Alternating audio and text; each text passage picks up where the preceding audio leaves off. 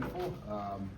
I don't know if it's kind of the times, but it has been a little bit busier and more eventful of a day. So, again, we're excited. I think that everybody hopefully kind of recognizes, and I haven't talked about it, but I brought it up in probably the last 5 weeks that whenever you guys would bring up something about recruiting, that there's a change in a philosophy of some things, and the change in the philosophy was a little bit more of saying, how many guys do you really want to bring in? And it's not that we didn't want to or don't want to bring in young guys or freshman guys. The idea of saying, hey, do you want to bring in 22 high school kids? That's kind of shifted, and the idea of, hey, let's go with a higher value of guy, invest in them like you would do in a draft, and then maybe not take as many. Obviously, that means you can get a little bit older sometimes when you got to go the portal route, which is obviously a little bit more of the way of the world. I'm not saying you're going away from high school guys, but the idea was, hey, let's make sure the guys we're going for in high school, we're going to invest more in. We're going to expect that they can come in and contribute as a freshman, whether it's even special teams. I know big guys take more time to develop, but the truth of college football today is, you got to have these guys, as your rosters get smaller, you got to have these guys that can come in and play. And so philosophically, that was kind of, as you've seen the last few weeks, of some things kind of happen. It wasn't a bit by plan. And when you go into this investment of what you want to invest in, you got to be a little bit more specific. And to be quite honest with you, that's kind of the route that some of this has gone. And there's still some things going on as we speak. It's not completely done. I think this could travel. This could go. Who knows, for a day or so with some different things, guys that that we've been talking to or just began talking to at a later stage. But nonetheless, I think that it's been a completely different signing day. And I'm not sure that it might be a little bit more this way as we move forward. So, Jesse, you want to start with questions? Luke, you mentioned this is a little more eventful time from the first two full recruiting cycles you had here were top 30 classes. Obviously different this year for a variety of reasons. In your mind, what happened in November and December as you tried to communicate with some of the guys that you still wanted that maybe didn't? Well, I think it comes down to an investment. And the truth of the matter is, in the traditional way of doing things, recruiting had been a lot about relationships, and I'm not saying that there aren't still some traditional things, but there is a bigger piece of what recruiting is. And if you're not willing to invest in some guys and you feel like they could get on the field, then you got to make some disciplined decisions. And I think that's kind of the last couple months of where some of those things went. It's like, do you want to be disciplined? Do you want to, I don't want to say match, but do you want to invest more in somebody that maybe you had committed, or are you willing to say, hey, this is probably not the route we need to go? And so that became where the really disciplined things had to come in for us, and what we felt was going to be best for us moving forward. Hey Luke, obviously DJ Baugh was a highly coveted defensive lineman, really into the fall even. Just what stands out so much about kind of his high potential and that fit with Willow on the D-line? Obviously, I think as you look at the D-line in particular, Coach Willow, what he does is a phenomenal job at developing. But like we've said, you needed to make sure that you got guys that you believe could come in and be able to contribute. And that's hard at a defensive line position. But what DJ possesses is some intangibles of snap and athleticism. Being able to come in January is a really big deal because we can add some size to him and feel like, if we're going to play 5-6 guys inside there like we did this past year, we're going to have to count on and depend on some young guys. And so I think he brings some differences to the things that we want to and need to be able to do. I'm not going to say he's closer to a Jay Suggs, because Jay Suggs has been in college for a few years, but there isn't quite as many guys that have some of that high-end upside snap and ability. I think he's just scratching the surface. And so as you've seen maybe through the last 4 weeks, there's a guy where we were, hey, this is somebody we know we want and need and be able to keep, and there's some things that we got to do to be able to invest in him to get him here, and that's what we did. Mark in the second row. I know I got bumped back. We beat you to the punch. That's a lesson for future reference. In-state linebackers, this year you got Ben coming in. The last couple of years you've been able. That's one area for state players that you've been, that you've gotten recruits from. And I guess I'm wondering, what is it? Is there some common trait about Wisconsin linebackers that? I hope it's very contagious. I hope it's very, very similar. And Ben was a guy that we knew about, I think, obviously for quite a while. I think he's been here for camp both the sophomore and junior year, and was a guy that we liked. And sometimes it's hard because you're a little bit slower on those in-state guys, but was a guy that eventually we say, hey, this is a guy we feel like can fit the mold of what it is we're doing. And I give a lot of credit to Ben too. I mean, when you have some younger guys, in particular, 2 freshmen that do play a bit, and even a redshirt freshman in Tommy Heiberger, and to still be like, okay, everybody wants to play, and they do see what's in front of them as they walk in the door. He didn't worry. I know being from here, I was obviously something a little bit more, but he never wavered, and that's what you love about him. And the ability to come in early and be here in January is a really big deal as well. And you know, he plays at the highest level of football and really played really, really well his senior year. Luke, could you expand a little bit on this idea of kind of that disciplined investment? Because when the outside world hears about, okay, there's gonna be more resources poured into here, the thought would be, okay, you can keep the guys that you had committed, and then Well, just allow them to bail out. So no, there is a part of it saying, when it comes down to it, you got to figure out where you want to invest. And sometimes, you know, when you shoot after some of the really high-end guys, like we did, I mean, you're willing to invest in them. And not saying that you didn't think some of those guys were high-end, but as things change and as maybe somebody else is willing to invest in them, that's where you got to be disciplined. You know, just because you might have some resources, just because you might have some things that you can allocate to a class, you got to make sure that you're disciplined and saying, do we feel like it's worth it? And you know, not saying you have the exact crystal ball and know exactly, but the idea for us is understanding, like, guys, well, we got to invest in the guys we feel like can come in and contribute, treat them more like draft picks, and that means you might shoot at a little bit higher end of things, and in return you might not have quite as many spots, but gives you some flexibility as you get later into the January. John? With Hopkins at quarterback, kind of what in particular do you like about his game? I think twofold. I mean, obviously Ryan can sling the football. He can throw the football. He's played at the very highest level. I think there's something about quarterbacks. Like, there's a developmental piece we all know. I mean, 18-year-olds are not fully developed. Like, let's be honest, right? But the quarterback position in general is probably one of those ones that's like, how much time do these guys have to develop in college? It's, you know, to say there's 2 or 3 years, it doesn't quite, you know, fit the bill as much. And he's a guy that's quite a bit polished, played at a level of high school football that, you know, is the best in the country. Not to mention, he's got an athleticism and a 10.6, 10.7 speed that adds to the ability to, hey, as a young guy that sometimes might have to rely upon some other things as they learn and grow in the game. But he brings to you the both dynamics of what quarterbacks need to be able to do, especially at the college level and at the next level. But I think that's the whole package that when you look at it, like the mind, the training, where he is, you know, as a quarterback in his development, and the level of football he's played at. I mean, it was definitely as we, you know, went through the early on in the process, he was the #1 guy that we had pinpointed. Ron? Coach, we saw a lot of freshmen play this year. Going back to that investment point, is it a big priority now to have guys that you believe can come in and play early? Yes, I mean, there's no doubt that, like, where we are and the things that we need to be able to do and what you need to be able to invest in, you got to envision guys. And again, I take this by saying offensive lineman might be the one area that's a little bit different. I don't even know that you can say that you're going to invest in a defensive lineman unless he's an interior guy, maybe, that you don't have some idea that they can step on the field for you. You know, being here in January was a really, really big thing for us.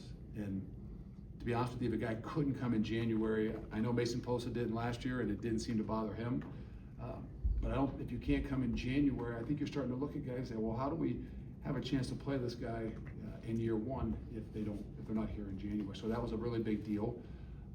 But yeah, I think that where we are, you got to feel like the guys can get on the field, and a lot of that has to do with some natural ability, but a lot of it has to do with a size that you have to have as well. And, you know, like we talked about, DJ Ba was one of those guys that being in here in January and putting on some size, but he has a little something different that gives him a chance to maybe not be quite as big just as early.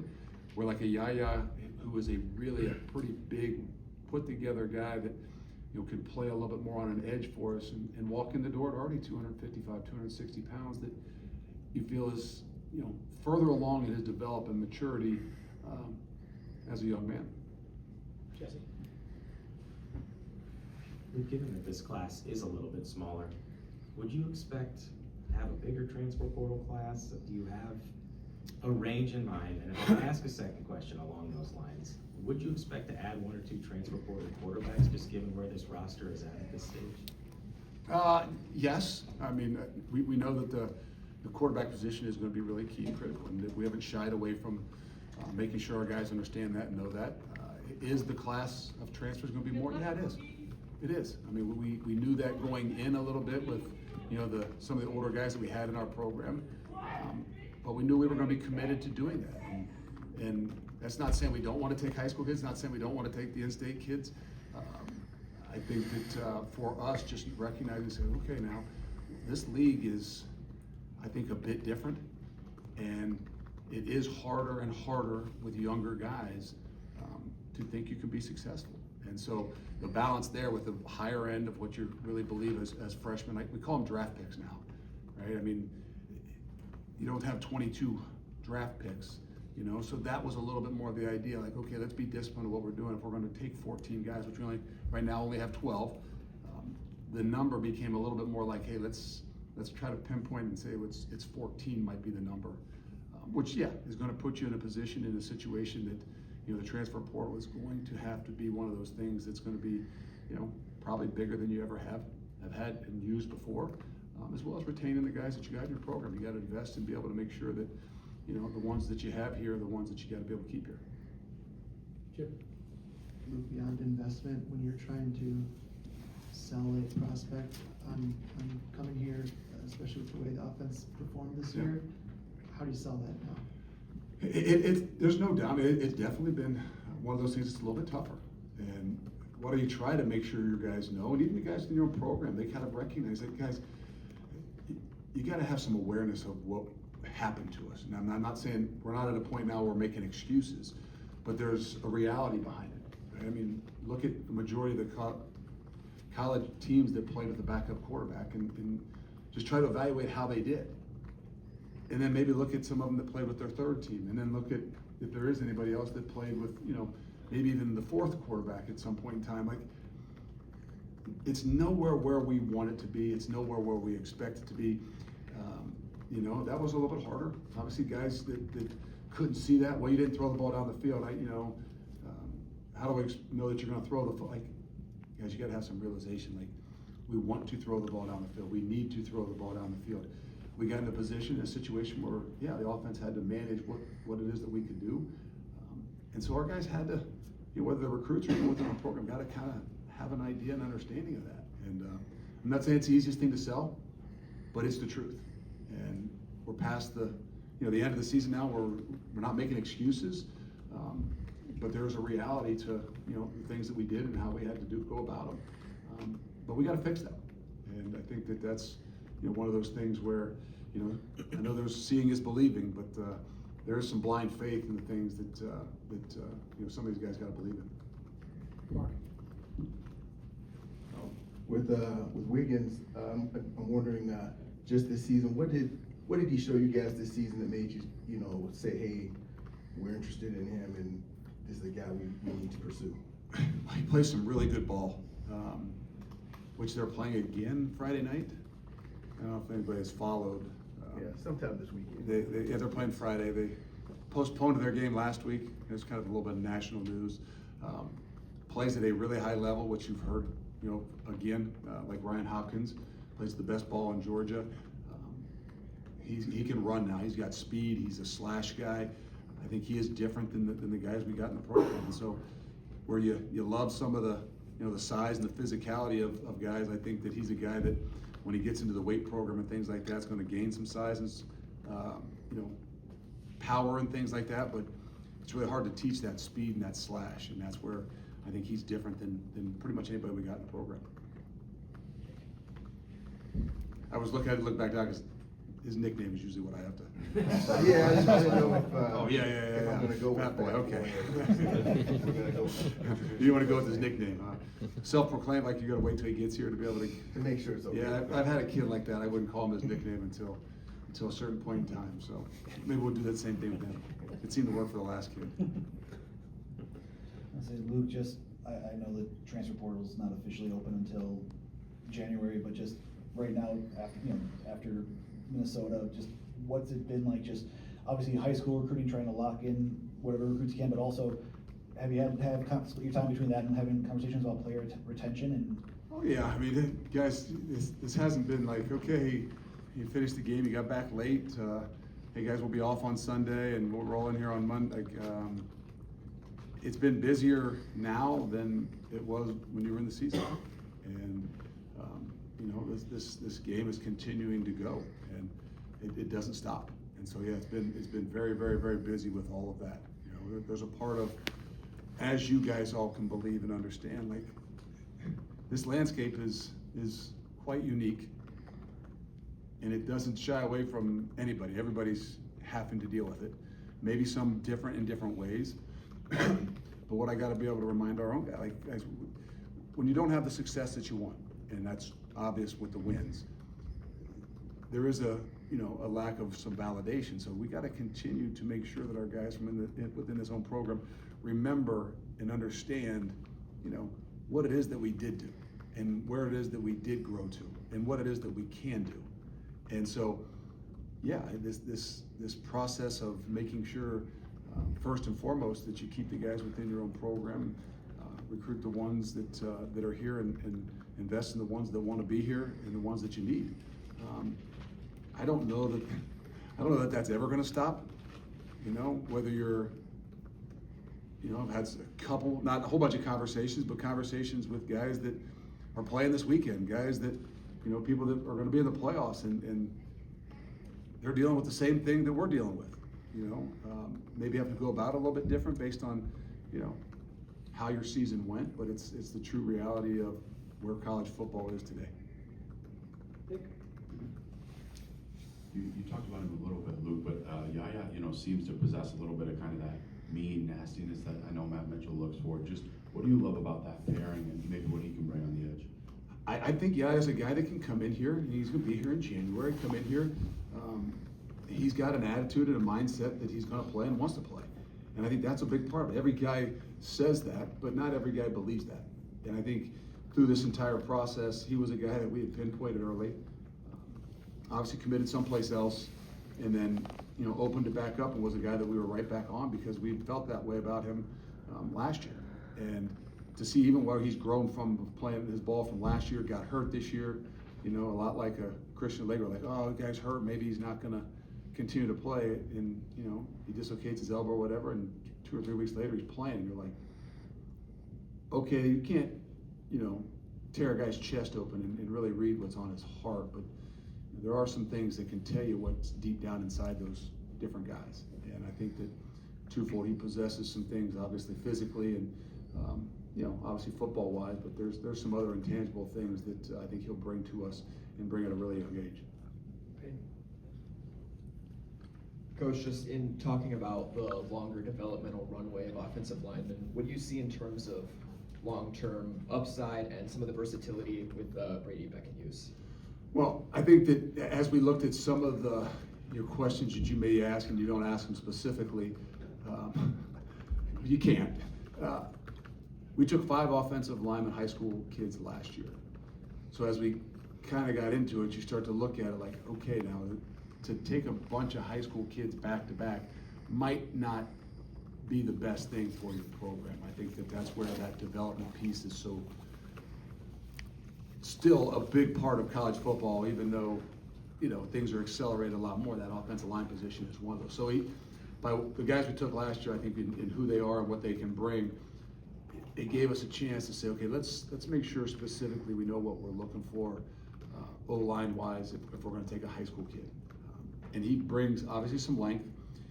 There's this other intangible thing that you can't always tell by ripping a guy's chest open, but when you just watch some film, well, how good is the ball in Boston, and what is he playing against? Like, he's not playing against what Ryan, Hopkins is playing against, or maybe even, Wiggins is playing against, but like, there's a finish ability, there's a tough and nastiness that he possesses that I think give him a great opportunity. Whether he can play at a really young age or not, I mean, that's difficult, as any bit, even coming in early as a freshman to play at the offensive line position, but he possesses some things that I don't think you can teach. And so that's first and foremost, but also there's a length to him. I think he did play a couple other sports. Anybody know? Yeah, he was a wrestler too. 31-4, 34, I don't know. Did he lose 5? Whatever it was. That might have had a little something to do with, hey, I think I really do like this guy. But it was a guy that, obviously we maybe weren't on originally and was committed someplace else. But when we watched him, liked some real intangible things about him. Cool. You mentioned the number 14, 12 guys we're talking about right now, but how confident are you in the next hour or to Friday that you'll be adding more of this guys? I don't know. Again, we've got to be smart in some of those things that we're doing. And that's where the discipline's really got to come in, and so I don't know. I'm going to tell you that it's not going to stop, that not everybody probably signs today. I don't think we'd heard about that for a few years, right? I mean, like it had been a pretty anticlimactic signing days in a lot of ways. I feel like this may be a little bit more of a trend. I mean, there was one or so even that might not have been till a little bit later. Just, well, why did we wait so? Well, there's some more things today that that go into the language of not just signing a national letter of intent that has been the same national letter of intent for the last 55 years. That maybe hold up some of those things as you're trying to get them specifically right. Like, well, I don't know why we would wait till some of the last week to do those things, but that's just kind of where the things are going. And so those kinds of things have been eventful, and I think will continue to be a bit more eventful until at some point in time we can get some uniformity in saying, okay, college football, here's what you sign on signing day, right? Whether it's an NLI or a standardized college football contract. It doesn't exist. Mark. Luke, you got 2 receivers, Zion and Keyshawn. Can you speak on them? Are they similar, or do you see them bringing different elements? They bring a little bit different elements. I think obviously both of them can run, but I think that both are a little bit bigger in size than what we were looking for. Obviously, there was some others that were at some point in time that had some size as well, but they're both guys that I think are a little bit more outside guys, and that's what I think more than anything as we kind of pinpoint and targeted them. Again, one was a late kind of truly, I don't even know if he really visited campus. So there's some newer things that I'm not saying didn't exist in the past, but are a part of, this changing evolution. Where Zion was a kid that was here in the summer, and to be honest with you, you really did you liked his competitive spirit. You really, I like his size, but I think he's just scratching the surface because I don't want to say he hasn't trained. I mean, you'd be selling him short. I think they're still playing, right? They play in the state semifinals this week too. So you love these guys that have an expectation to win. They've been around winning programs, and they believe that that's what we're going to be able to do here. So there's twofold. I think both of them are more of the bigger physical guys that will give us something a little bit different. Zach? Luke, whether it's the transfer portal or whether it's recruiting, what positions do you think are worth investing the most in? Which ones are up the top for you? Every position is important to invest in. It depends on what you mean by investment, right? I mean, I guess the best thing you can do is look at an NFL model, and that's where I think a lot of us are shaping things around. Guys that play on edges tend to be guys that maybe the investment is a little bit higher. Guys that sack the quarterback tend to be things that you invest in a little bit higher. Let's be honest, I can tell you here that we're going to invest in the offensive line you know, and that's an area where we got to continue to get better. You know, some of the injuries and things that happened to us this year, and that's why, you know, like I said, it took 5 high school kids last year, only taking 1 right now this year. But the quarterback position as well. And I think when you talk about investing in the quarterback position, as we might be the only team in the country that has experienced it in 3 years. I'm not making excuses. If you don't invest in a different way in that room, meaning like it's hard to just invest in one. You know, if you don't invest in that room and have some depth in that room, you can put yourself in a really tough position. And so every position is important. How much and what that investment, you know, whether it's monetarily or time-wise that you put in, you know, that's, everybody has to make their own decisions. NFL model is a pretty good model to model after, but as a, you know, for us in general, like if you're not invested in the offensive line, you're not invested in that quarterback room. I didn't say just guy, quarterback room. It can be tough. I'll preface this by admitting that I'm easily confused, which you probably figured out, but with a different transfer portal window, doesn't open until January 2nd. What does December look like for you? Can you? We're gonna go on vacation. I'm serious though. What can you get ahead of this, or is it going to be a mad scramble in January? Tell me how it looks. I don't know what he's trying to get me to say. If you don't do some really, really good homework, if you don't have a hell of a plan, January 2nd or 1st is going to be really, really tough. So, yes, there's a plan. There's some things are too easy today, and pretty easy to evaluate any guy in college football that you want to evaluate. You know, back in back in the day, even 10 years ago, right? I mean, like you had to work at, you know, saying, hey, let's check out this guy from, you know, North Dakota State or something. Like it's at the click of a fingers nowadays. So yeah, you got to do a really good job at recognizing what it is that you need, try to anticipate what possibly might be out there, and then making sure that you're ready to execute a plan when that day comes. And so that is definitely a different side of college football, and I think is, you know, I think, yeah, right, it's continuing to change. But yeah, is there work to be done? Yeah. Is it never ending? Yeah, that's why I said it's going to be longer and harder times through December and January than even the season. And I mean that like there's endless things to do. You know, whether it's your own guys or whether it's trying to be prepared for what's going to happen January 2nd. At least during the season, you know what you're preparing for, right? Okay, we got, you know, in front of us, we got a team that we're preparing for. We start on Sunday, we play on Saturday, and then, you know, sometimes by Thursday, like stop watching, stop looking. You're going to start trying to create new things and mess your head all up. Like there's a point of no return. December and January, I don't know if there's any point of no return. So I don't think that there's a structure to it, but there's a lot of work. Since we don't get you for a few months, one last Billy Edwards question. Have you had any discussions with him about potentially playing here next year? Yeah. Coach, when you came here a couple of years ago, you know, you mentioned the big emphasis, obviously, in high school recruiting, the 300-mile kind of window.